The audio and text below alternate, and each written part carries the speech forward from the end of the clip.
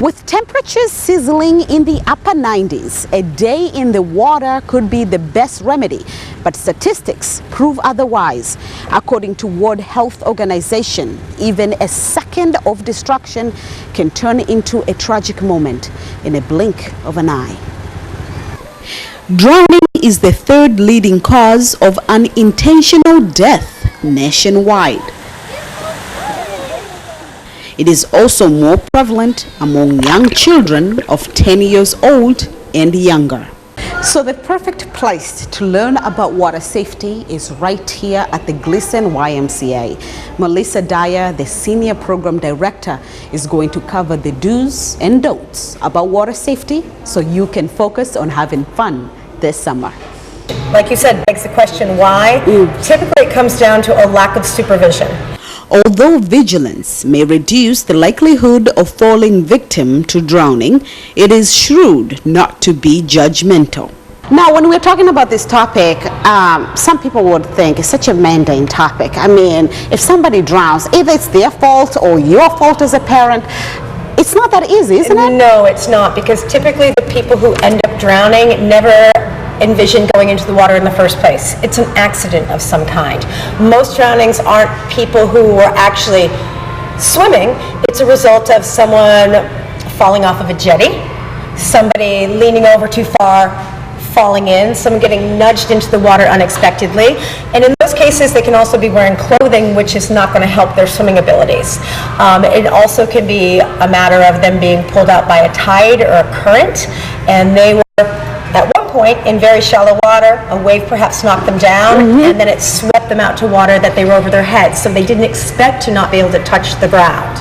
So there are always unexpected situations. And unlike the popular misconception of the actual event, drowning is a silent experience.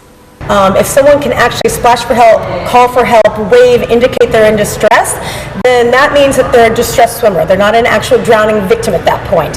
They're probably in trouble, they're fatigued, or they're not able to make it to safety on their own, but they're not in the first stage of drowning. A true drowning victim can slip below the surface in as little as 10 to 20 seconds, and they often do it without making any noise because they're saving their breath. Another factor to consider. Contrary to popular belief, most drowning cases occur in shallow water, where younger children and non-swimmers are the common victims.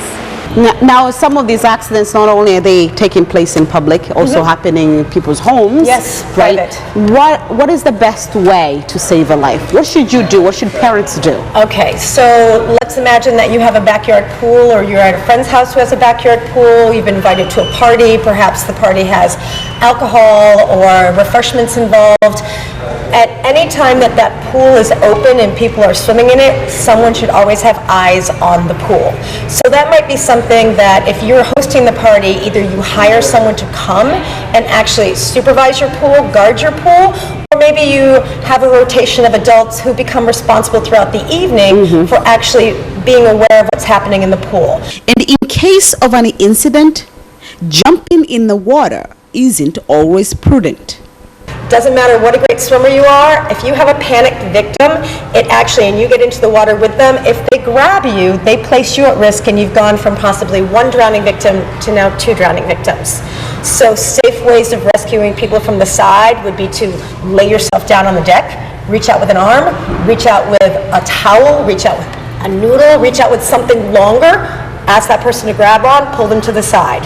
If they're too far away and you have something that floats, that's near to hand, a beach ball, again, a noodle, a kickboard, a buoy of any kind, throw it to the person who's a victim, ask them to hold on and to stay afloat until you can provide further care to them. But in no instances should you ever get into the water if you can at all avoid it. So what is the best way to assure water safety around you?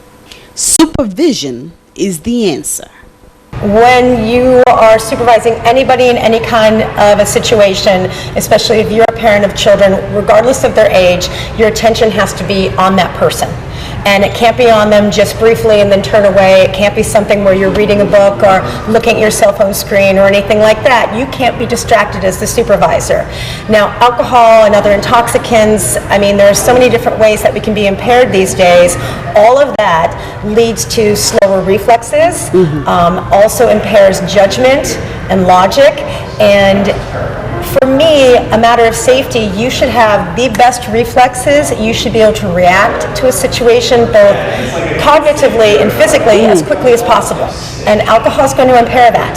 Whether it's you responding to somebody in trouble and you being the supervisor and trying to help them, or whether it's you trying to save yourself, you're impaired, it's going to slow down everything. In addition to that, there should always be some form of communication near the pool. Not in the house, not many feet away, it should be right there on the pool deck. And with everyone's phones these days, you have an emergency cell phone with you at all times.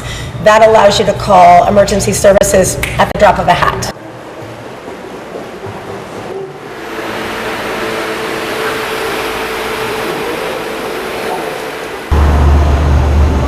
3 words to remember, that is test, mark, and protect. These 3 tips could prevent a drowning. To learn more about water safety, you can visit your local YMCA to learn how you can protect yourself and your loved ones from water incidents. Reporting from the Gleason YMCA in Wareham, I am Queen Banda of WCTV.